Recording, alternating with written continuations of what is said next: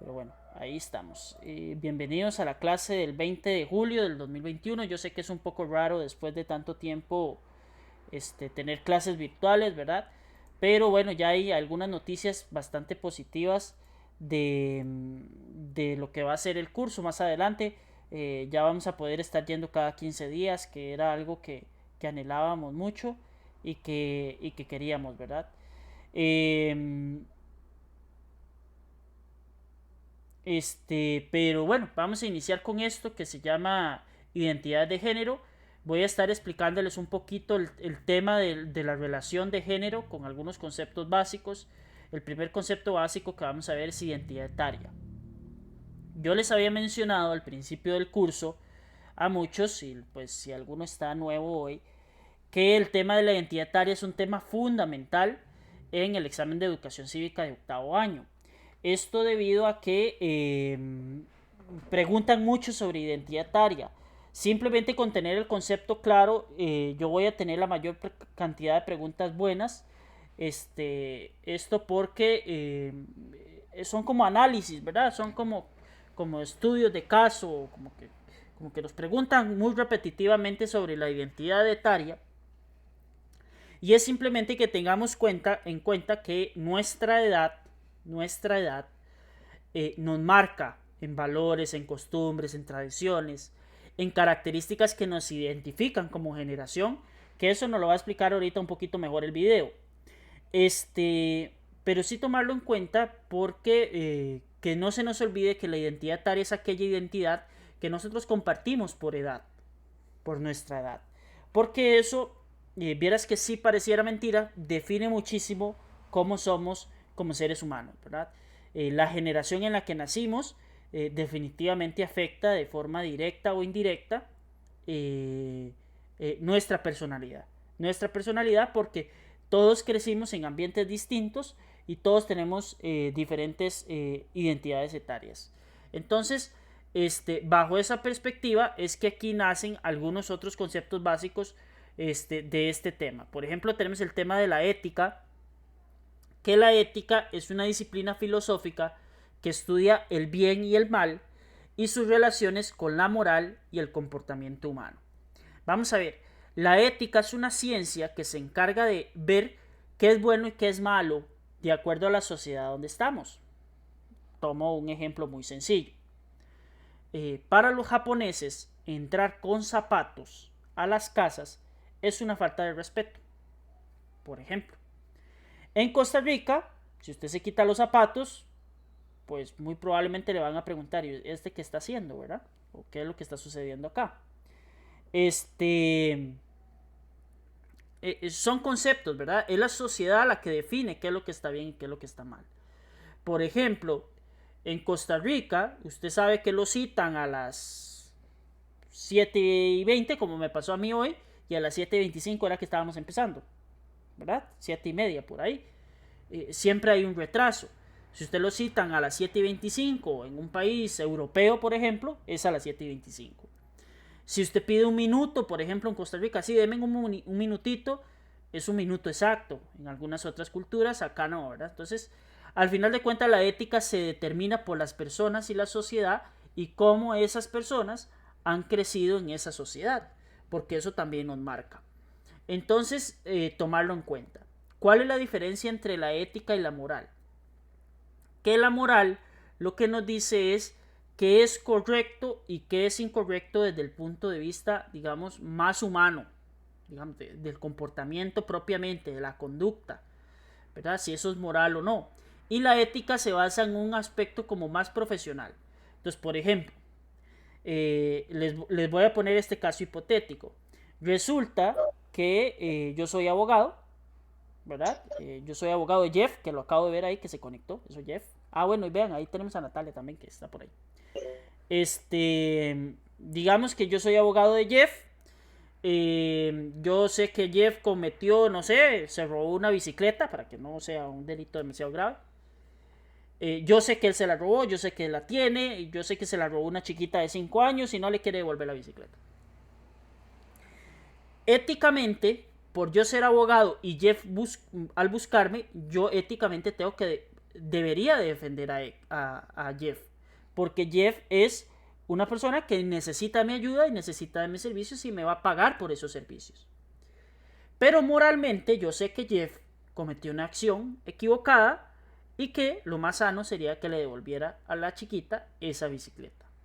Entonces esa es la diferencia desde el punto de vista ético. Digamos, por ejemplo, yo puedo tener un estudiante que se esforzó muchísimo durante todo el año, que le costó un montón en la materia de sociales, pero que al final de cuentas le dio una nota de 64.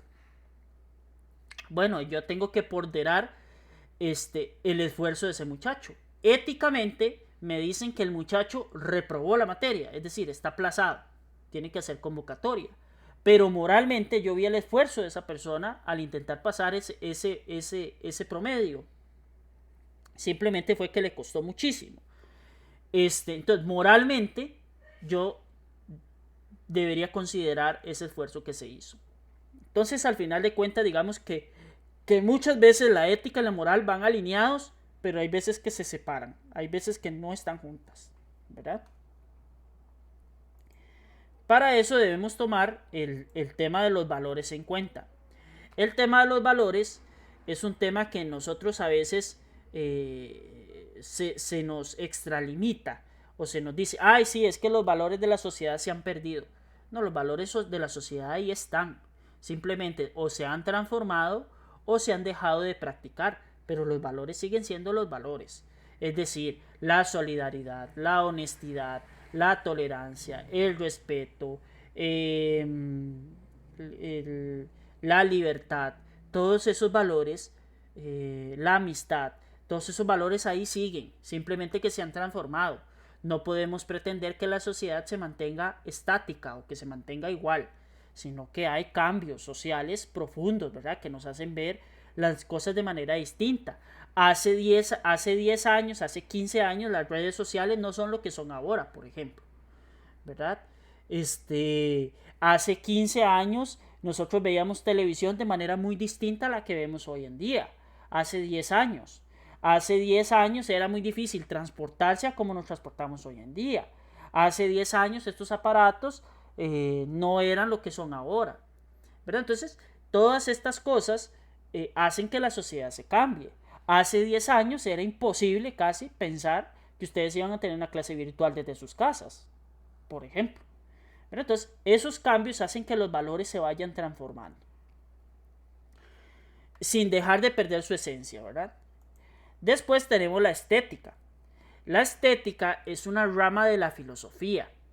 La estética es lo que dice que se encarga de la experiencia de la belleza del ser humano. O sea, la estética estudia la belleza del ser humano.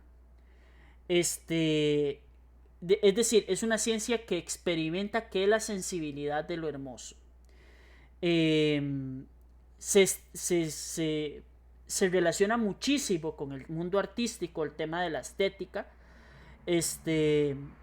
Y al final de cuentas, lo que es hermoso para una persona, porque esto es una cuestión de interpretación, ¿verdad? La estética intenta buscar esas interpretaciones.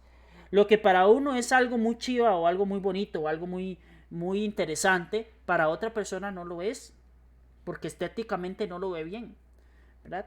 Para alguien puede ser muy bonito que yo escriba en esta libreta verde con rojo, y para otra persona puede ser incluso hasta insultante, ¿verdad? En estos papelitos verdes de colores.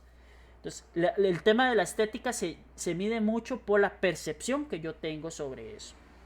Entonces, a veces la estética cae en mucho lo que son los estereotipos, que lo vamos a ver un poquito más adelante, ¿verdad?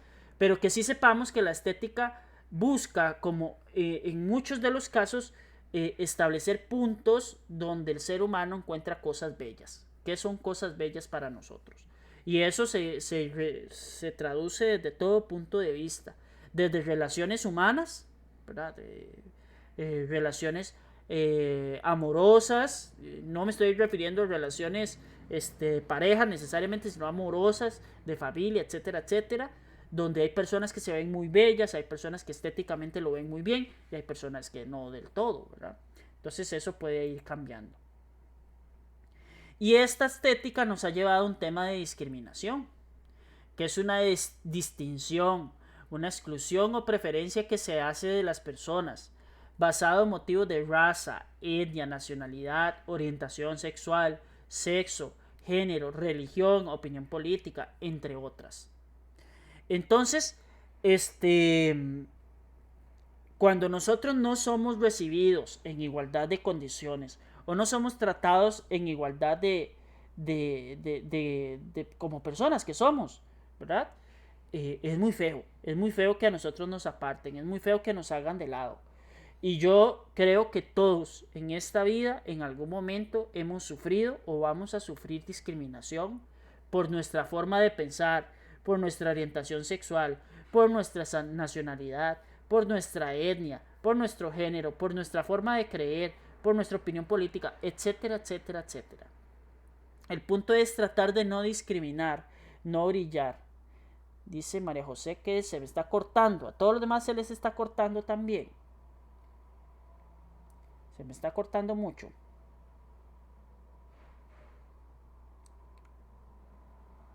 Para ver, voy a liberar un poquito de internet, a ver si a María José se le puede escuchar un poco mejor.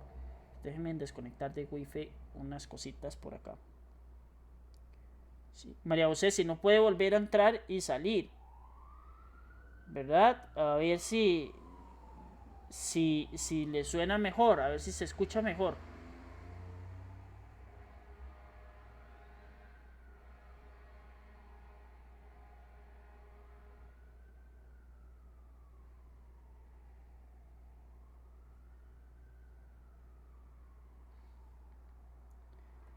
A ver, intente entrando y saliendo, a ver si se le escucha mejor.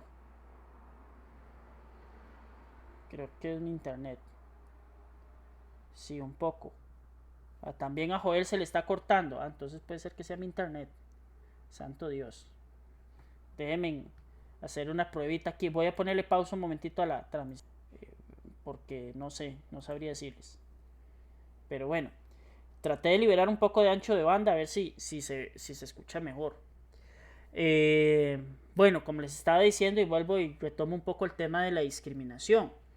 Todos en este mundo, o yo creo que en este país, de alguna forma u otra, vamos a recibir discriminación. Eso es una realidad, porque en algún momento a nosotros nos van a hacer aparte o nos van a marginar, o ya nos ha pasado.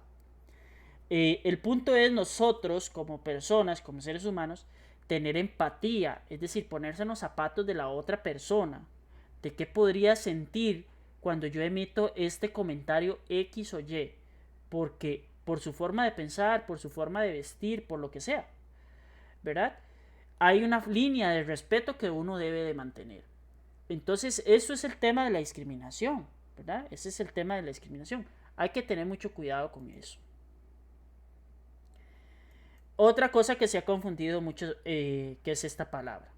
La palabra de sexo es al conjunto de características biológicas hereditarias que organizan a los individuos en dos categorías, hombre y mujer. No hay otros sexos. No hay otro sexo, no existe otros sexos. Está el hombre y está la mujer. Que ahorita vamos a ver el género, que ahí sí cambia. ¿Cómo se reconoce el sexo? A partir de sus datos corporales, es decir, su aparato reproductor o sus genitales. Es una condición con la que se nace. Hoy en día, por eso se habla de la transexualidad, que son aquellas personas que se operan y se cambian su aparato reproductor. Eso es una posibilidad que hay hoy en día gracias al avance científico y de la ciencia. Por eso se llaman transexuales, ¿verdad? Que son personas que se transfirieron hacia el otro sexo. Y eso hay que tenerlo muy en claro, hay que tenerlo en cuenta, ¿verdad? Un transexual no es un hombre que se viste de mujer y no es una mujer que se viste de varón. Para poder yo ser un transexual completo, tengo que haber cambiado mis aparatos reproductores. Entonces es un poco más difícil ser transexual. Lo que sí está en común y que se respeta y se valora son los transgéneros. ¿Por qué? Porque los transgéneros son un conjunto de características que cada grupo social le asigna a lo masculino o a lo femenino, ¿verdad? Entonces, hay costumbres que se definen como características y que desde el nacimiento las personas van identificándose con esas características como formas apropiadas de ser hombre o mujer. A veces ahí caemos en cuestiones que no necesariamente es así. Por ejemplo, ahí vienen que los hombres les tienen que gustar los videojuegos, que la plata, que los carros, que los perros, que los vinos, que las corbatas, que el bien vestir, que el viajar, que las tabletas. Y que a las mujeres les tienen que gustar el amor, los tacones, cortar pelo, maquillarse, que los bebés que están hechas para... Estas cosas tienen que ir cambiando hacia lo que nosotros consideramos como una masculinidad sana y una feminidad sana. Es decir, un hombre y una mujer no deberían de ser tachados porque practican X o Y circunstancia, ¿verdad? Hay cosas que la sociedad limita y pone y dice, ok, esto es asignado a un varón y esto es asignado a una mujer. Pero hay cosas que tenemos que romper, por ejemplo. En términos de empleo, las mujeres pueden ejercer cualquier empleo igual que los varones y viceversa. En términos de estudio, las mujeres y los hombres tienen derecho a estudiar lo mismo, llevar la misma información, que se les pague igual, que tengan el mismo acceso, ¿verdad? Y que los comportamientos específicos sean valorados de acuerdo al contexto de esa persona. Por ejemplo, antes era muy común que se le tachara a un hombre como raro porque llevaba a su niño en brazos en el autobús. Hoy en día, gracias a Dios, eso ha cambiado mucho, ¿verdad? Eso ha cambiado mucho. El tema de cómo se ve la parte doméstica también ha cambiado mucho en la concepción de qué se tenía como mujer, ¿verdad? Y la sociedad ha ido cambiando, ha ido cambiando. Hoy en día, por ejemplo, a nadie se le cuestiona que no quiera tener hijos. Es totalmente respetable. Hace 30 años eso no era una posibilidad. O sea, usted tenía que tener hijos desde prácticamente que desde los 20 en adelante. Porque si no, usted era un fenómeno de la sociedad. Entonces, la sociedad va cambiando y esos géneros que son socioculturales son asignaciones ya genéticas, que sí hay cosas genéticas, o sea, sí somos genéticamente diferentes, eso sí quiero que lo entiendan, entre hombres y mujeres somos diferentes genéticamente.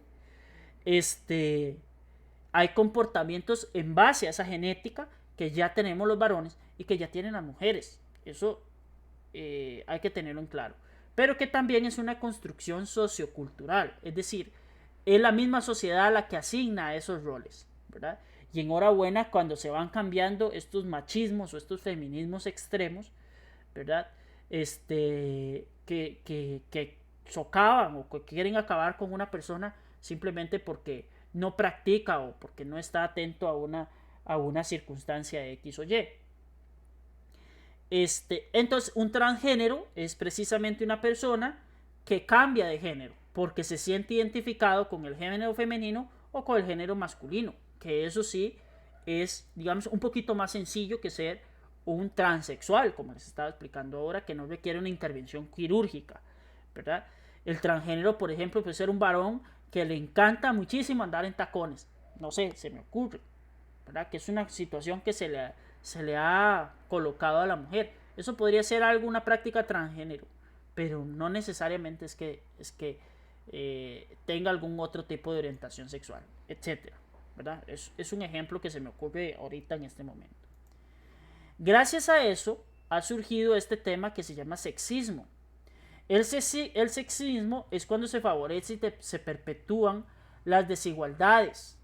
Por ejemplo, en base a una diferencia sexual. Ejemplos de sexismo, las que se observan, la discriminación laboral que reciben las mujeres, el lenguaje o el reparto asimétrico a las tareas domésticas. Eso es sexismo, cuando a una mujer le toca hacer muchísimo más tareas de las que les corresponde a un varón. Ahora, un ejemplo de sexismo a nivel a nivel inverso, que sufrimos los varones con respecto a las mujeres, en términos a veces de legalidad, que yo comparto que muchas veces esto es culpa de nosotros mismos como varones, por lo que hemos sido.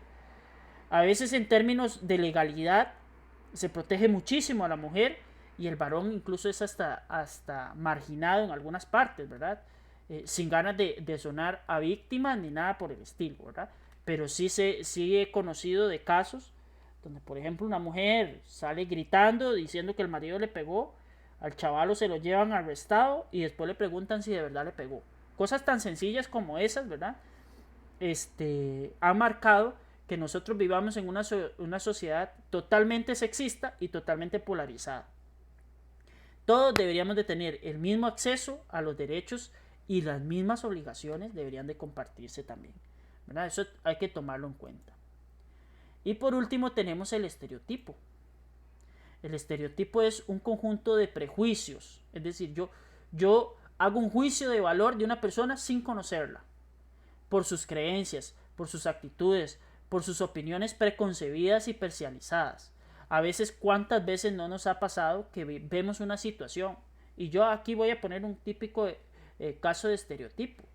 Hace unos meses agarraron a un político de Costa Rica, un diputado de la República, manejando en estado de ebriedad.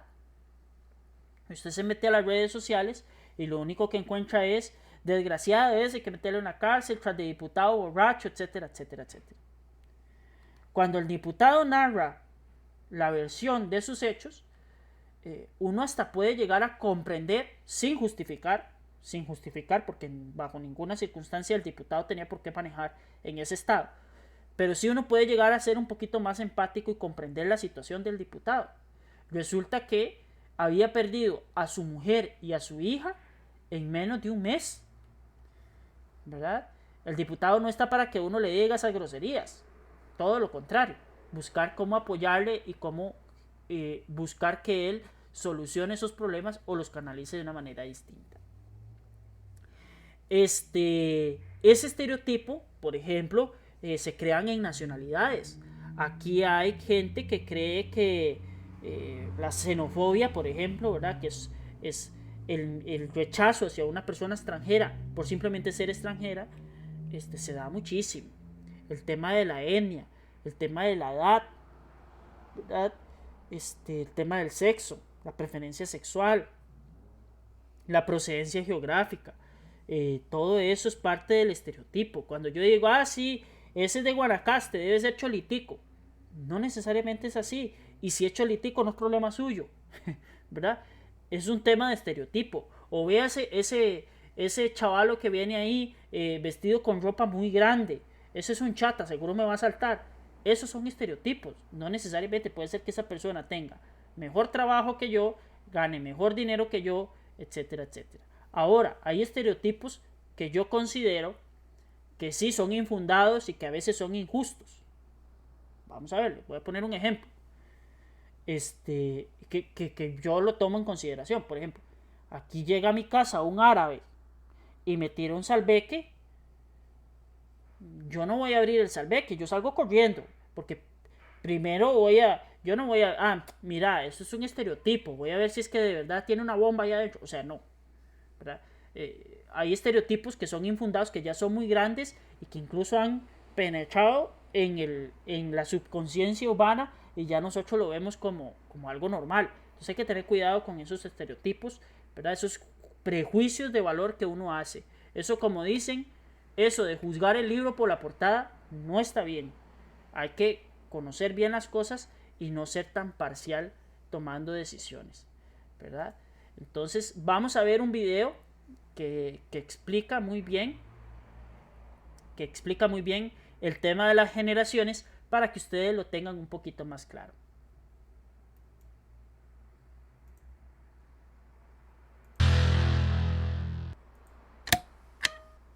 Diferencias entre las generaciones X, Y y Z. ¿Cuál eres tú? Como ahora estás en internet y suponiendo que no es tu primera vez, probablemente ya hayas notado que este espacio está dominado por una multitud más joven. Probablemente hayas escuchado referirse a ellos como millennials o es generación Z. ¿Y cuál es la diferencia entre las generaciones X o Y? ¿Por qué existen estas etiquetas? ¿Acaso puedes lanzar una moneda para ver a dónde perteneces y ver qué define a tu generación?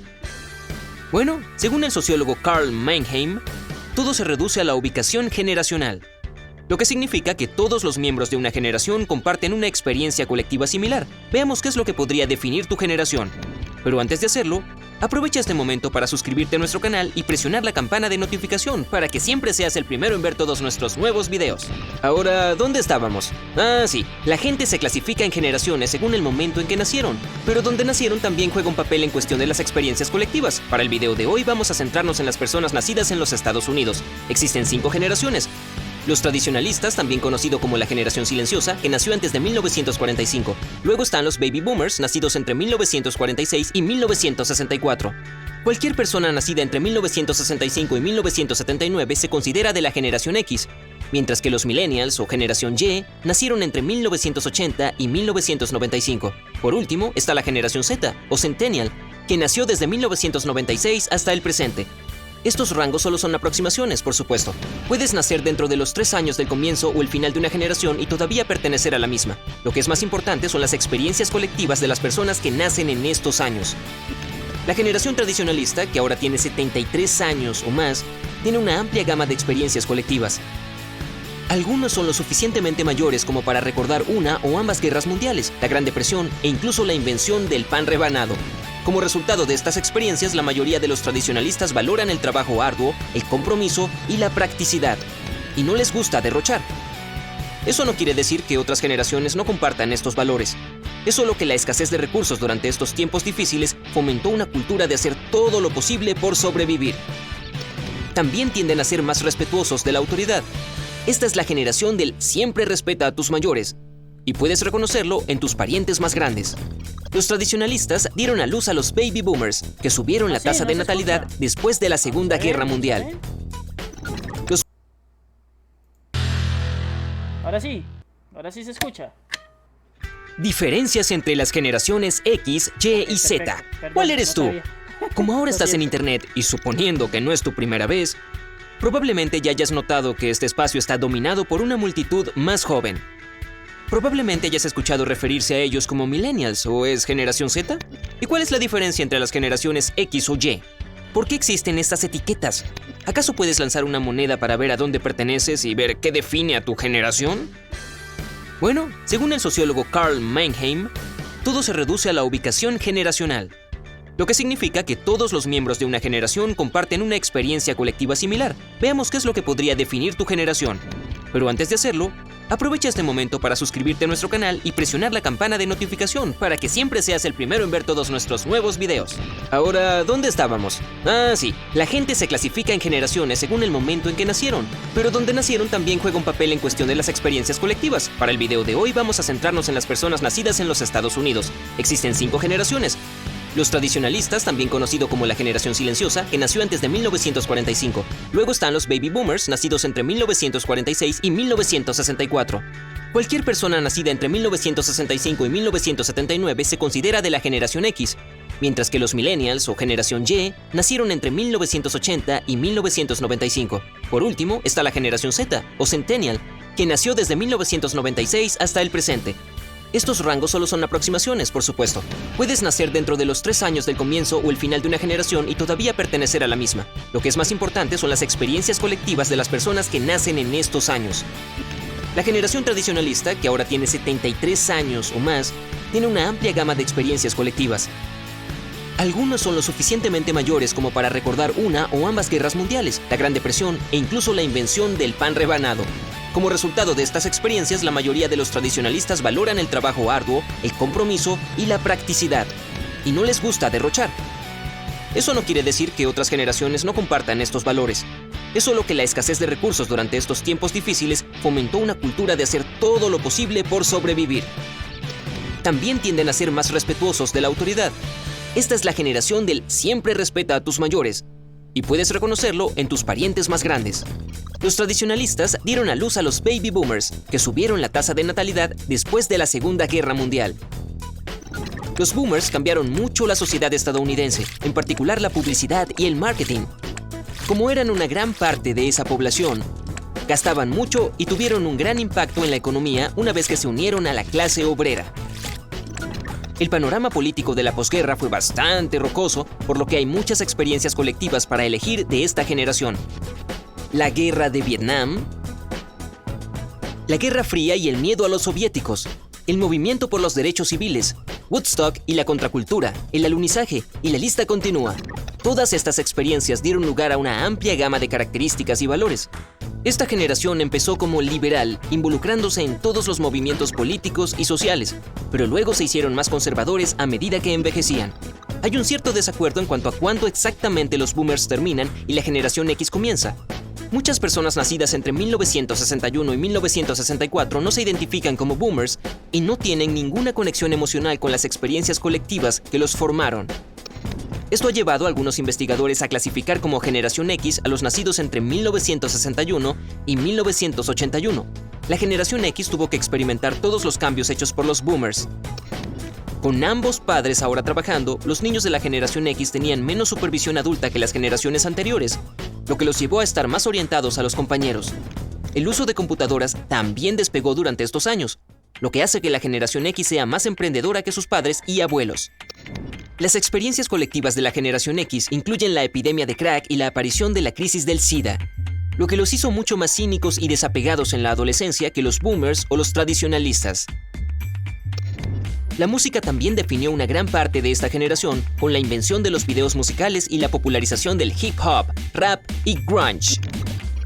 Los millennials han sido el tema de mucho debate, incluso más cuando comienza y termina su generación. Algunos demógrafos han decidido que los millennials nacieron desde 1977, mientras que otras lo extienden a una fecha tan tardía como 1999. Otras generaciones se quejan de que los millennials son egoístas, engreídos, narcisistas, adictos a sus teléfonos, perezosos, impacientes, impulsivos, demasiado sensibles, de carácter débil, y los insultos siguen y siguen. Si bien es cierto que algunos millennials comparten estos rasgos, lo mismo puede decirse de cualquier otra persona en el mundo. No es necesario culpar a toda una generación por querer y esperar cosas buenas para sí mismos o por aprovechar al máximo la increíble tecnología que los rodea. De hecho, los amplios avances tecnológicos de la era digital han hecho que los millennials se orienten mucho más hacia los grupos sociales que sus predecesores, lo que explica su progresismo social y su tendencia hacia la política de izquierda. La generación X incluye a todos los nacidos en el siglo XXI. Pueden ser hijos ya sea de la generación X o de los millennials, y esta diferencia puede afectar su relación con la tecnología con la que han crecido. Los padres de la generación X que fueron criados sin acceso generalizado a Internet son más bien restrictivos con los dispositivos de sus hijos. Los padres millennials, por el contrario, crecieron a la par de la tecnología que se estaba desarrollando y ganando popularidad, por lo que tienden a ser más indulgentes cuando se trata de sus hijos utilizando dispositivos.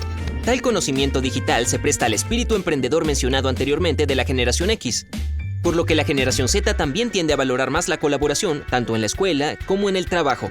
Los centennials nacieron en un entorno en el que los dispositivos digitales se han generalizado y están fácilmente disponibles, por lo que tienen una relación con ellos muy diferente que las generaciones anteriores.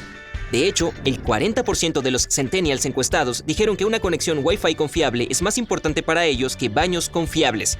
Por supuesto, es posible que utilicen el Wi-Fi para encontrar un baño público, pero aún así es cuestión de principios. Los millennials y centennials comparten la mayoría de las similitudes y las experiencias colectivas de todas las generaciones, por lo que hay un gran debate acerca del rango exacto para cada uno de ellos. No importa dónde comienzan exactamente estas generaciones, en su mayoría han experimentado lo mismo. La mayoría de los millennials pueden recordar dónde estaban cuando sucedieron los ataques terroristas del 11 de septiembre. Pueden decirte exactamente cuándo obtuvieron su primer teléfono celular y cuándo hicieron una cuenta de MySpace. Pueden reconocer las canciones tema de Family Ties, Rugrats y otros shows populares de los años 80 y 90. Alguien nacido en 1996 puede que no recuerde ni tenga una conexión emocional con los eventos de 2001. Razón por la cual algunos investigadores los clasifican como centennial en lugar de millennials. La inmersión tecnológica que marca el cambio de siglo y define a las generaciones más jóvenes definitivamente ha afectado la forma en que se comunican. Todo lo que ocurre en línea ocurre de forma casi instantánea, por lo que los millennials y centennials tienden a esperar que otras cosas también sucedan rápidamente, sobre todo las respuestas a los mensajes de texto y los correos electrónicos. Eso también dio lugar a un tipo específico de humor de la generación Y y Z que confunden por completo a las generaciones mayores. Gran parte de este humor hace referencia a otras bromas, así que si no has visto un episodio específico de Bob Esponja, te parecerá una tontería. Incluso podrías considerar la cultura del meme como una experiencia colectiva que comparten las dos generaciones. Pero cuando se trata de eso, las líneas generacionales son tan arbitrarias como las fronteras en un mapa. Y realmente no importan. solo son cosas que inventamos para ayudarnos a definirnos mejor a nosotros mismos, aunque puedes definirte a ti mismo y a tu generación como quieras. Entonces, ¿qué define a tu generación? ¿Cuándo crees que cada una de las generaciones comienza y acaba? ¿Cuáles son algunas experiencias colectivas que las personas comparten en el lugar de donde eres? Cuéntanos en los comentarios a continuación. Dale a este video un me gusta si lo encuentras útil, compártelo con tus amigos y familiares y recuerda siempre mantenerte en el lado genial de la vida.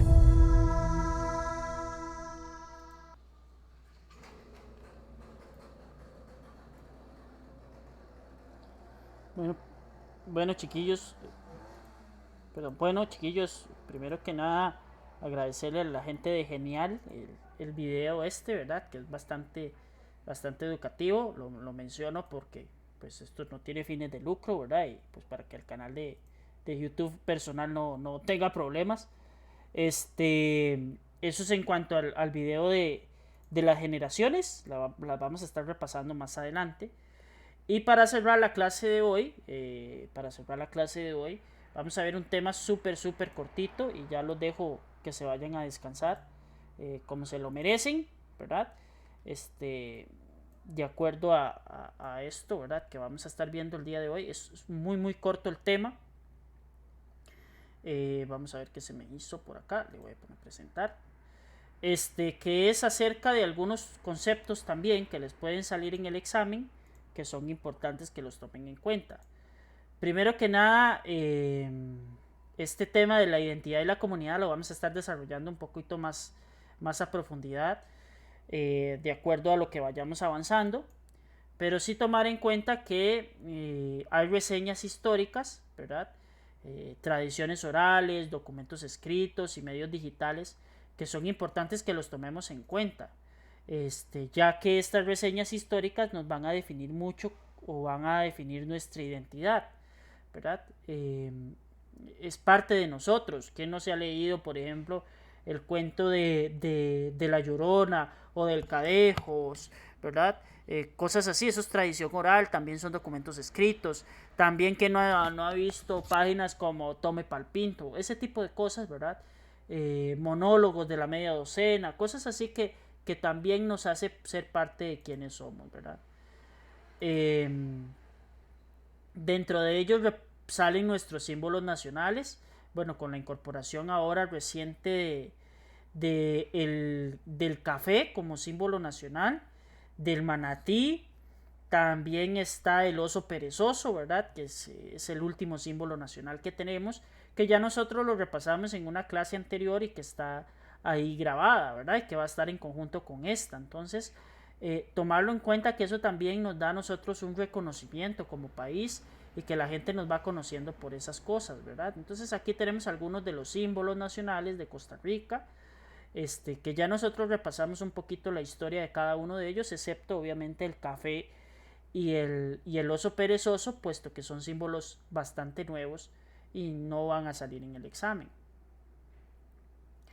En cuanto a los oficios, también cuáles son esos trabajos y ocupaciones comunes que tenemos tan importantes. Por ejemplo, hoy en día nos damos en cuenta el valor que tienen los médicos, que tienen las enfermeras, que tienen los enfermeros, los trabajadores de salud, la gente que está expuesta a este virus, ¿verdad? Todo eso es parte de la sociedad que conformamos como costarricenses y que no dejan de ser personas muy importantes cada uno de ellos. Bueno, ustedes que son estudiantes también, ¿verdad? Que son los llamados ejército de Costa Rica, eso es parte de ustedes, ¿verdad? Y si aparte se dedican a algún otro oficio, los que se dedican al comercio, a la venta, que tienen su propio negocio, etcétera, etcétera. De ahí nacen las tradiciones, ¿verdad? Que son valores, creencias, costumbres que caracterizan a una comunidad, que se pasan de generación en generación. Yo les había dicho que se pasaban de generación en generación para convertirse en una tradición. Se tiene que pasar de una persona de más edad hacia otra de menor edad. Por ejemplo, las tamaleadas de diciembre, que bueno, con esta situación pues se perdieron tal vez un poquito más. Las mascaradas, ¿verdad? Todo eso que nos define a nosotros como comunidad y que lo conservemos. A veces uno dice, ay, qué pereza, ¿verdad? Eso, el desfile de 15 de septiembre. Y eso nos define a nosotros como personas. Nos define también como sociedad, ¿verdad? Entonces, que no lo dejemos perder. que no lo dejemos perder. Esa cultura, ese folclore también nos atrae al país y también le da representación. El tema del vestuario, ¿verdad? El tema de los trajes típicos, ahorita que viene el 25 de julio, ¿verdad? El día de la anexión del partido de Nicoya, que vamos a tener un acto cívico virtual en el Facebook, para que lo puedan observar. De hecho, la clase de estudios va a empezar después de ese acto cívico que se va a proyectar. Yo se lo voy a poner aquí para el que guste verlo en Discord, pero si no va a estar en Facebook. Y el que tenga gusto, pues puede verlo conmigo acá, ¿verdad?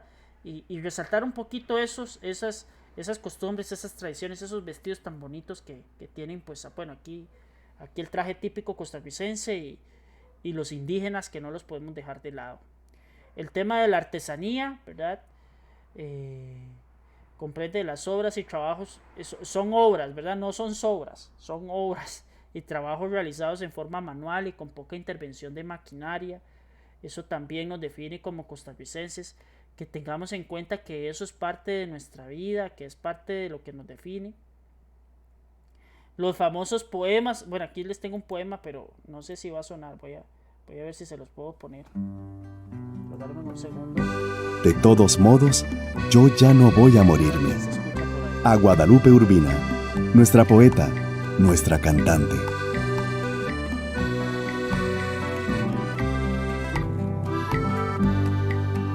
De todos modos, yo sé que a vos te cuesta perder cuando tuviste la verdad en las manos.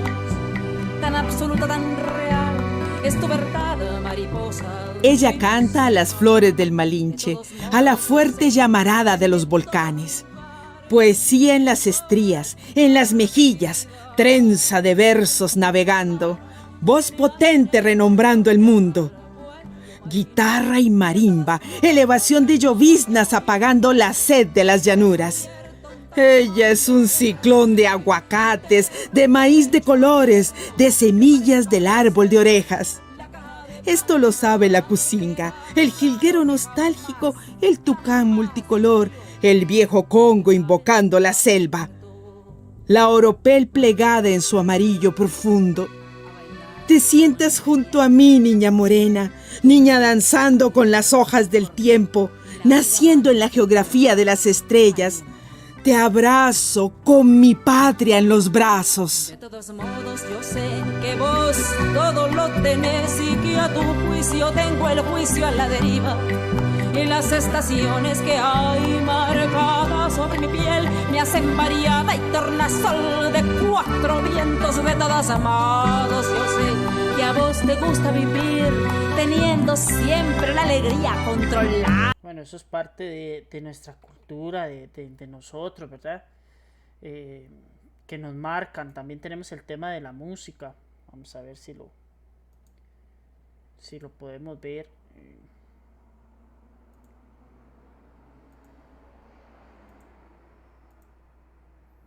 Una música como esta, que es típica de Costa Rica, que son cosas que nosotros tenemos que tener ahí, y la música nueva que salga, pues bienvenida sea, ¿verdad? También. Vamos a escuchar un pedacito de esta canción.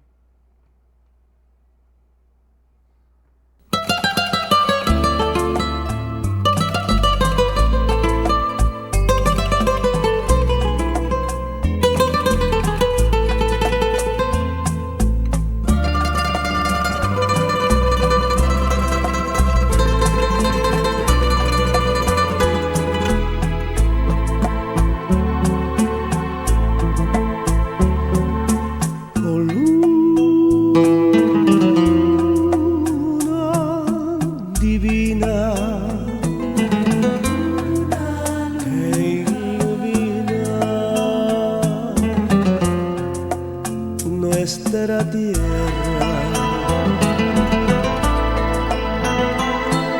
Misterio insondable que confunde nuestras almas. Sale el astro. este tipo de cosas, ¿verdad? Que nos definen de verdad, que son parte de nosotros.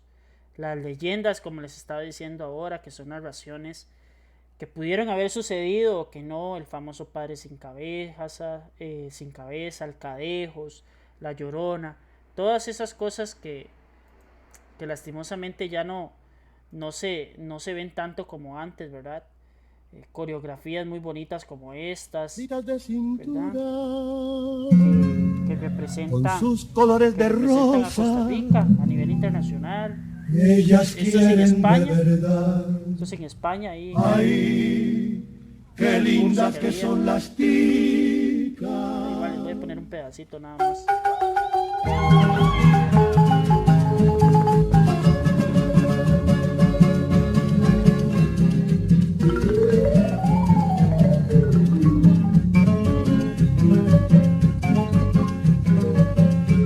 Qué lindas que son las ticas, delgaditas de cintura. Y bueno, eso yo no sé si es que estoy muy nostálgico porque tenemos ya 2 años casi de no poder celebrar estas cosas, ¿verdad? Uno se pone medio sentimental a veces, pero que sí, que lo tengamos en cuenta, que es parte de nosotros, no nos tenemos que avergonzar por ello y que debemos de participar en la medida de lo posible y que eso es parte de ser de nosotros y que no tengamos miedo por eso. Ni hablar ni referirnos a nuestro país que está pronto a cumplir 200 años de vida independiente y que mucho de lo que hemos heredado también de nuestros indígenas que fueron los dueños originarios de este país sigan presentes en los corazones de nosotros. No sé si alguien tiene alguna duda o consulta, regálame un momento nada más para detener la grabación.